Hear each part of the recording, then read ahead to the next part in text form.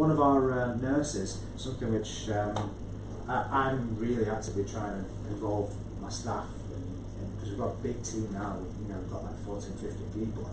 I'm really trying to involve all my staff in different ways of the process. So Jane is doing hi Jane, if you're watching, she's not watching. She's doing a radiography course, and then she's going to be doing a CT course so that she can take the X-rays for the practice in the CT room. Great, makes time for everybody else. Simplifies things, and I tell you what, the nice thing with doing that as well, one of the problems I found if you do have a CT scanner is I've tried to go down the road of getting referrals in for CT scans. Dentists don't tend to like to refer to dentists for CT scans. They think it's because they think you're going to finish the patient or what, I don't know. But if a nurse is taking them, then maybe it'll make it a little bit better, because then they're just dealing with something outside of the clinician's point of view. But regardless, you need to make sure you're justifying it and going down and all this. This is something which I really used to do, and it's nice for you if you want a copy of this, I can give it to you. But I've got a better alternative that for you now. So I used to have to go through reports, and you can keep it really simple if you've got a template which you can go through, writing which teeth are present once you've done the correct thing. But the reality is now it's so much easier with Pro Diagnostics. The Pro Diagnostics is a company that me and Pete work with now, and they how much do they charge for it? It's like 80 quid, 60 quid. Between 60 and 80 depending on the size of the field. The size of the field. But I just incorporate that now. So the CT scan gets taken, goes off to them, and they have a fully qualified radiologist who writes a complex report.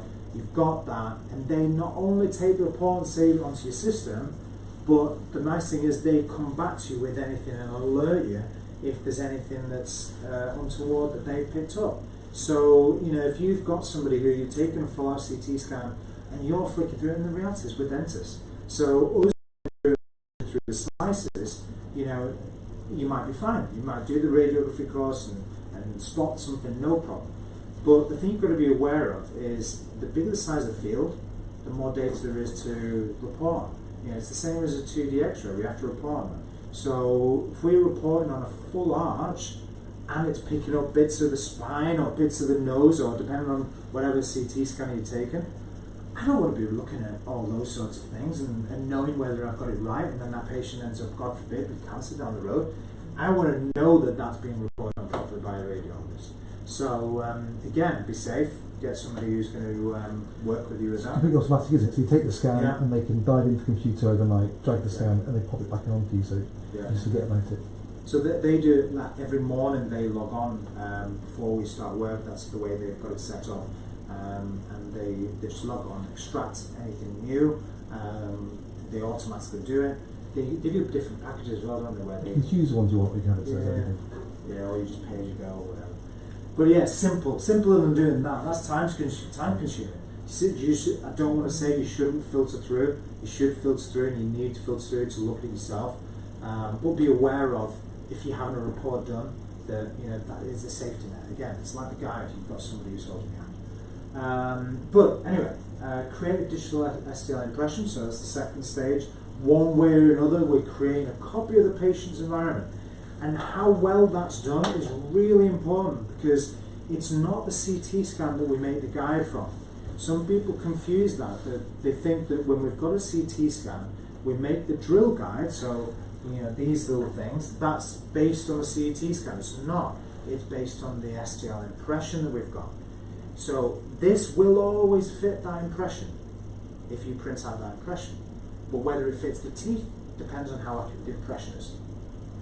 How well it fits the teeth and whether the implant goes in the right position is how well that impression is tied together with the CT scan.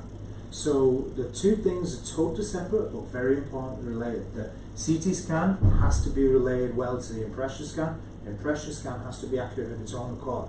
So one way or another, we get that data. If you want to do it via your CT scan, if you don't have an intraoral scan, do you guys have intraoral scanners? Yeah? Yeah? Material, what's yours, Rob? Kestrel, good, yeah. So both good scanners, both will do different things. But do any of you guys have scanners? Not yet? I too as well. No, yeah. So if you don't, then if you send in somewhere, where do you guys send? If you don't mind it. To Pete as well. I send to local practice. There's another practice down the road. I send. Right. Okay. Right. So did you install their CT? I'm joking. Not going on. Linda's. Yeah, very good. Yeah. So, but anyway, regardless of where they come from, the data doesn't matter. The main thing is that if you've got a CT scanner, then you can, and Pete gave me this a while ago, remember? It was about 5 years ago, I did this, Pete. But it was to look at the accuracy of CT scans from different CT scanners, and then look at how closely they are related to the gold standard, which is a light scan of a perfectly taken impression, perfectly cast. And they're the two important phrases there. That not all impressions are perfectly taken, very rarely, and they're very rarely perfectly cast. So if you've got that perfect impression and perfect cast that you have a copy with, a light scan's near on perfect. And these days it's more accurate than this even. So back here it was like 15. Now they're like 7 and 9 microns of accurate. It's crazy. So the lab light scanners are amazing now, but it still relies on you taking a good impression. But you can take an impression and do a CT scan, but it's not going to be as accurate. You'll see it's like the care stream between 50 and 75 microns accuracy. Some of the others will go up to about 100. But do you need it more accurate in those situations if you're going to be using that like an edentulous? You'd have to decide that yourself. Realistically, intraoral scanners, they're going to be heading down to sub 50 microns, and some of them a little bit more. But there's loads of different types. So you're talking about those types. Different scanners, different advantages. They all have these advantages. The main thing, we've got Hudson's using the trio stance, isn't it? He's going to be using the care thing of all the scanners. Gadget. I use the care stream upstairs. Jack uses the Omnicam, and we've got another Omnicam score upstairs. But they all do the same thing. They're all going to capture data. The main thing with taking an intraoral scan is whatever brand you're using, look up the best way for, have a training course or whatever, the best way to use that scanner. Now, what I mean by that is when we were talking about before, and you can see it here when it's capturing the data, that field. So that green area there, that's capturing that little bit of a mountain range, and then it's going to tie it together with the next bit. And it's creating hundreds of times per second. You're not seeing the scan here, but the 3-shape actually shows you the number of frames in the top left as you're scanning. And the more data you capture, the more data there is to save. It's harder for it to be used, a bigger file. So the reality is that when you're capturing this data, being methodical, capturing the right way. If you want to practice your scanning, and depending on when you get a scanner or not, let me know. We've got a scan training device that's an IDDA tool that we made with David Claridge at Carestream, and his idea was to have arrows on the model and numbers to show you the best way to scan. So if you want that, it's yours. Have it, print it, get it done. But using things the best way, and the best way is more often than not scanning the occlusal, tying together the buccal, and then tying together the lingual, maybe going over a little bit as you're going, and it's creating different reference points for it to tie together. If you imagine if you just scan the buccal and scan the lingual, don't scan much of the occlusal, it doesn't know how to put it together very well. So being methodical with your scanner is important for creating a good and accurate impression. Next step is merging the data. Once you've merged the data, then we can plan the case. And then we design, print it. So advantages. So what are the advantages to prosthetic adrenal implant planning? Guided surgery, low startup investment. Like you say, you don't have to have the equipment. You can send out what you're doing. It's faster turnaround because in clinic, if you're planning outside, letting someone else, letting some member of your staff take CT scans or whatever, you can see more patients. Reduces surgical time, definitely. Even if you're spending more time outside of that, definitely. And highest accuracy, less stress, definitely worthwhile. So the main thing is the patient. You know, for me with all of digital technology, no matter what it is, I like the fact that I can convey things to the patient easier. So whether that be an intro scan or a video or what, but if I've got the guide plan, I've got that, you know, the plan, whether it even be a print off, and I can show you with Dentique at the end when you export, it prints off a lovely report for your scan that you can show the patient and you can go through with them. But regardless, it's getting that consent, because I think a lot of the time with patients, especially with complex treatment plans like implants, if you don't have that consent there, and it's easy to say you've got consent by just giving them a leaflet or giving them a treatment plan that you get them to sign. If they don't read it, if they don't see it, understand it, then you kind of at a losing battle later on if something goes wrong. Whereas if you have something in 3D that is their bone and their scan, and you show them the bone and you show them why they need a bone graft, then they understand it from the get-go. So then if something goes wrong, then we can say, well, remember when we were showing you this is where your bone is, and this is why, you know, we did this. They understand, they're in your game, they're with you. Whereas it's that lack of understanding and communication that causes problems. And for me, the main part of all this, even though it's the smallest icon there, is better understanding.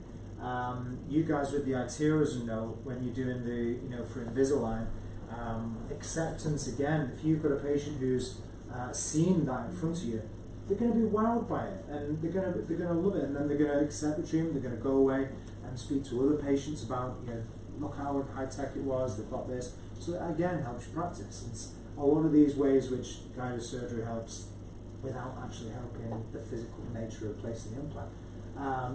Reducing patient's surgical healing time depends on your method. If you are going to lift the full flap, that's not going to change anything, it's just going to make it more easy. But I don't tend to lift as big a flap now. I still lift the flap. I used to be more flaps, I do a lot less flaps now. And the reason is the more experience I've gained, the more I see things go out of place like sometimes. So I want to keep control of it. And the best way I tend to lift a flap, you know, I tend to lift things more politely if I'm going to bury things. And lift like a lid, that I can see the bone and I can tuck around the corner and feel things, but without actually lifting the full flap out. Or even if I am lifting a full flap out, I'll just lift it back a little bit, because I don't need to see the bone, I only need to see the bit of the bone I'm going to be dealing with. So it depends on, again, your preference in surgery, but it can definitely improve patient healing if you're being more minimal, just with the nature of being more minimal. Which in turn reduces patient discomfort. Team approach, your whole practice, I would massively encourage you to get the team involved with things. If you've got people in your practice that you can put on a training pathway, it's not expensive. Visualise, they deal with organising the courses for the CT, don't you? So speak to them about getting your nurse involved. That massive help, the radiography side of things, and even just the simple fact that you get them taking the OBGs instead of you doing it. Getting another opinion, again, very easy to do digitally. The whole beautiful thing about everything digitally is that you've got the ability to have a team viewer, or just sending pictures of videos or whatever, very easily get another opinion of something that they can see the whole thing, or send a CT scan and let them load it up. So get another opinion really lets you help out, and that's why we created the WhatsApp group for you, so that if you do need help with any cases, it doesn't have to be do with Dentique software. I mean, ideally it's Dentique, but if you need help with an implant case, there's loads of people on it then, and more people are on it, and more people will help you. And it's the way we've had it with the normal DDA WhatsApp group, the digital stuff. So it's really just a community then that's just making your life better. So that's what I was saying, we're training your nurse, so then they can be their own referrer network, and get your staff helping out printing your guides. We've got an in-house lab technician, but and I tend to still take control a little bit, too much probably.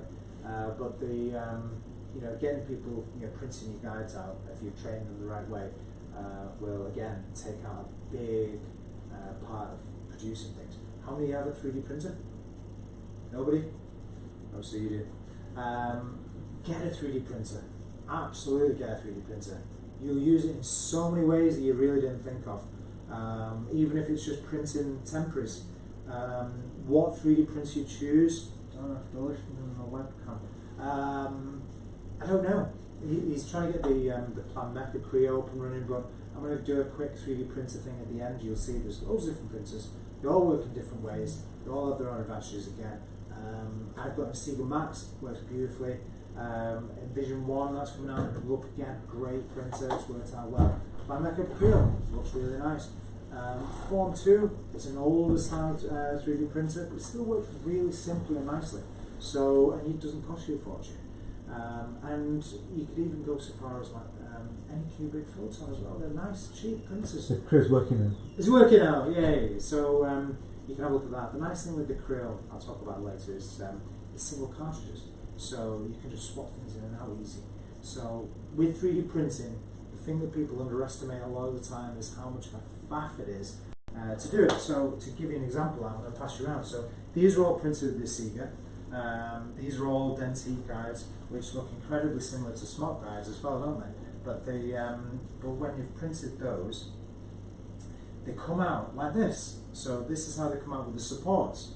So when they come out with the supports, you've got to design the software to make sure the supports don't interfere with where the cylinders are. You've got to get all this off. You've got to polish it afterwards. But not only that, you've got to clean it. You've got to cure it. So when you're dealing with all of that, don't worry if you break it. But you still got to spend the time doing that. So realistically, make more use of your time. Delegate that to somebody to do it. Don't be a crazy person like I am doing this stuff. So some tips for guided surgery before we start playing. Top tips: try and create a fixed reference point whenever you can. Whether that be a single tooth, 2 teeth, or even a few wobbly teeth you splint together. Even if you're going to extract them, if you create a fixed reference point between the bone and above the soft tissue, it'll help you merge the data. If we've just got soft tissue and bone, then the guy can move the position, you can end up in the wrong position, it can be slightly rotated or not. So even just having that one tooth, you know where the soft tissue and that align on the data. So trying to create that is really important. Keep in mind where the hole punch is going to be. So if you're using it in a flapless scenario and you're using a hole punch, keep in mind you're getting rid of keratinized tissue, which you really want to keep, and that's why I do a lot less now, because I try and manipulate as much as I can afterwards. But in an ideal scenario, with loads of bone and loads of keratinized tissue, you can do it. And sometimes you can use your hole punch to actually create those little papilla and then maintain the soft tissue as it is there. And nothing's going to recede because there's no flap being cut or anything like that. So the ideal scenario is great, but you're still getting rid of tissue. If you're not careful, you might have planned the implant in a perfect position, prosthetically as well, but then you go to do it flapless, you use your hole punch, you've cut away a load of soft tissue you really want to keep. So keep in mind when you're using something that has a hole punch, that you might not want to use the hole punch. You need to check where that's going to go. But if you're going to use it, then it could help you depending on the situation. This one's a really important slide, so pay attention to this one. This is if you've got your CBCT scan, whether it be through software that you use with like the CareStream software is free. You can get on Pete's website. You can load it up in Dentique or whatever it is. Filter through the slices, even if it's just at the time when you're planning the implant. Make sure you've filtered everything through so you know where the bone is, because it might disguise itself and make you think there's bone when there's not. It might give you the false impression. Now, what I mean by that, we look at 2 planes when we're looking at planning the X-ray. We've got the arch that we've created, and we look at the transverse section going through the side of it. So when we've got those 2 sections, if we think the bone on those 2 sections of the 2 planes that we've got cut, we think the bone is at each of these markers here. So you see the bone here, and the bone goes all the way to there. See the bone here, goes all the way to there. So you think you've got that amount of bone. So then you want to put an implant in there, you think, great, we've got 1.8 mil bone here, or 1.5 mil of bone to the next tooth there, great, everything's going to go well. But actually, you haven't filtered through your slices and you don't see that the bone's like that. Now, obviously, that's an exaggeration. But what I mean by that is the bone might be like that, and you don't know because you haven't filtered through. And then you've got exposed bits of implant, and then you get in there and you go to do the guide, and there's bugger all bone there. So, the reality is filter through your slices, make sure that in every different position that there is a good amount of bone around where you plan the implant, not just the ideal with the transverse and the actual deal, whatever you're looking at. So, flapless or no? Depends on your clinical judgment, depends on the scenario, depends on how much bone there is. You can still do GBR with like mini pockets and lifting a little bit of a flap. It depends on your protocol, what you've been taught, your knowledge. But it's it really is down to you. There's some great studies on people who do things guided with a big socket and then GBR, add a custom heel and a bum in that fits the soft tissue and leave that till. It depends on what your beliefs are, it depends on what literature you read, what you've been taught. So use your clinical judgment. More last top tips. If there's loads of scatter, then you don't have to use the teeth. You might just use the teeth generically to choose the 3 points so it sort of goes in the right position, but then manually adjust things so that you get the soft tissue lined up. Check that anyway, and we'll show you how when we're going through that. When you're checking the soft tissue, if you're looking at it and making sure that everything lines up, then the soft tissue is going to be a guide as to whether overall you've got the data merging the right way. And keep in mind, the guide is only as accurate as your impression. If your impression you sent to the lab is all distorted, or if your STL that you created from intraoral scan is higgledy-piggledy and out here, there and everywhere, then the guide's not going to be accurate. So keep in mind that it's only as accurate. And again, slide through everything. It's really important. Keep in mind your post-placement radiographs might look strange. And the reason for that is that you've looked at everything in 3D and you've planned your implant in 3D. You know where your implant's going to go. But then you take a 2D x-ray and you're looking at it at a totally different position. So it might not look like how you've planned it in 3D. And sometimes you might get a scenario where you've got a canine and there's been a load of bone here and you've planned in 3D to get it here. And on the software you can see there's loads of bone in between. But then you take the PA at the end and it looks like you've drilled straight into the tooth. So it might look strange, and you might have to then check with it with either another angle or with a CT scan or something. So keep in mind that if you're using things in 3D, that you've got to look at the bone in 3D afterwards. And I don't mean take a CT scan afterwards. You've got to think about it, and it might not look conventional with your standard PA films. Placement below a thin ridge always looks like it's been placed too deep as well. It looks crazy. So if you've got a thin ridge with a couple of points bits like more resorbed ridge and what have you, then you place the implant and it looks great. It's in the ridge. Those ridges you'll see on the 2D X-ray at the end. And if you've not flattened them off by the side, then it'll just look like you've sunk your implant really deep. It's not. It's just because of the way that the 3D to 2D transfer goes. And also angulation behind teeth, sinuses. That's where I was talking about the canine. It might look like you're in places you know. And keep the guide as well. Something which really good tip is those guides.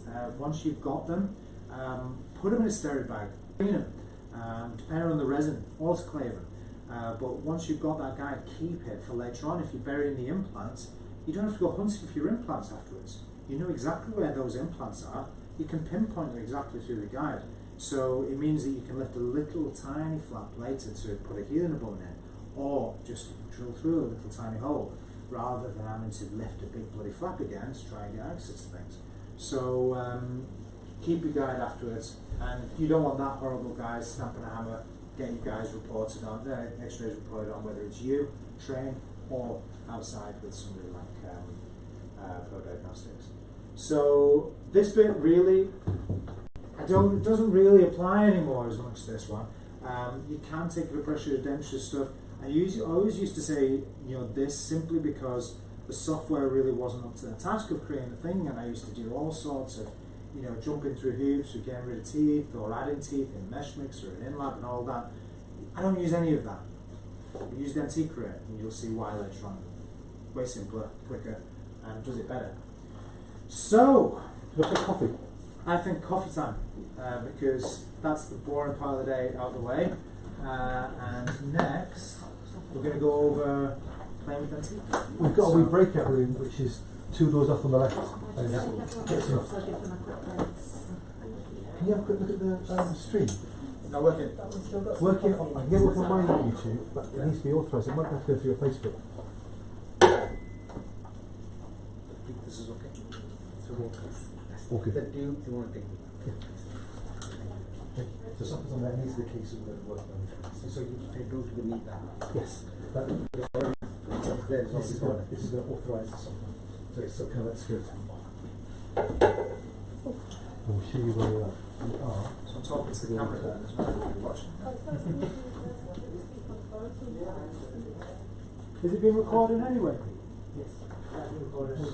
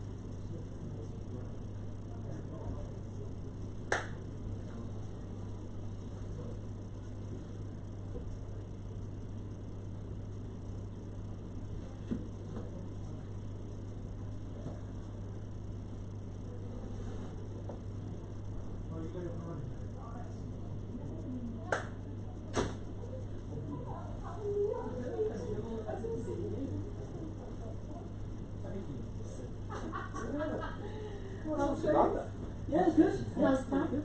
How's summer? Yeah, it is.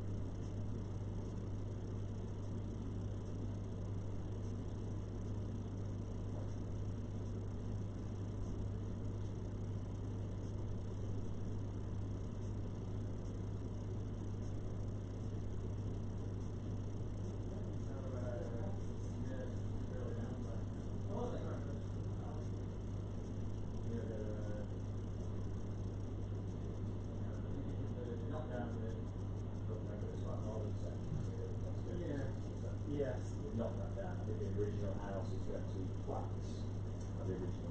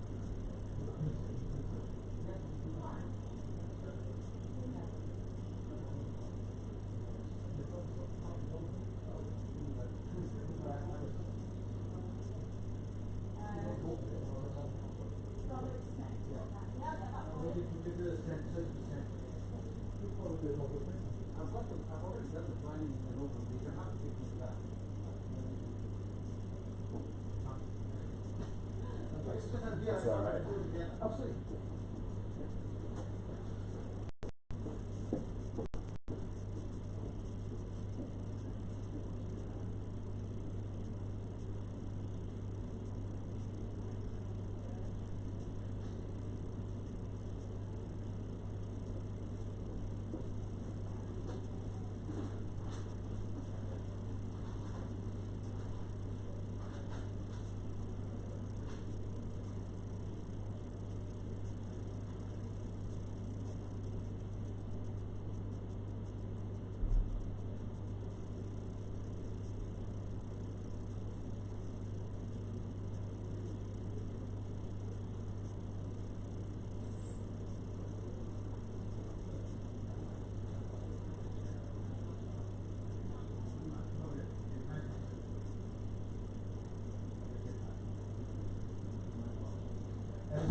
What's that?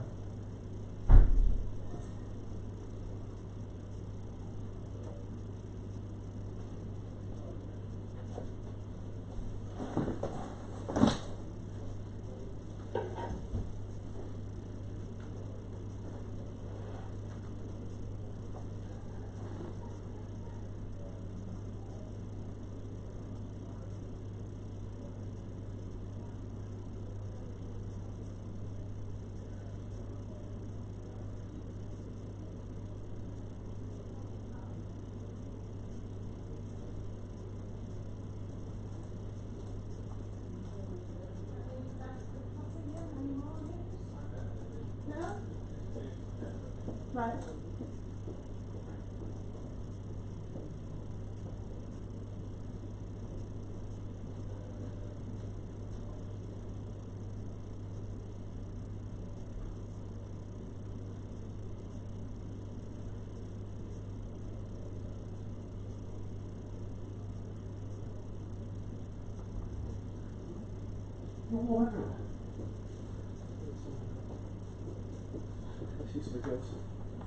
Thanks, Pete. Thank you. Doesn't matter if it does not come out. What is good enough for me?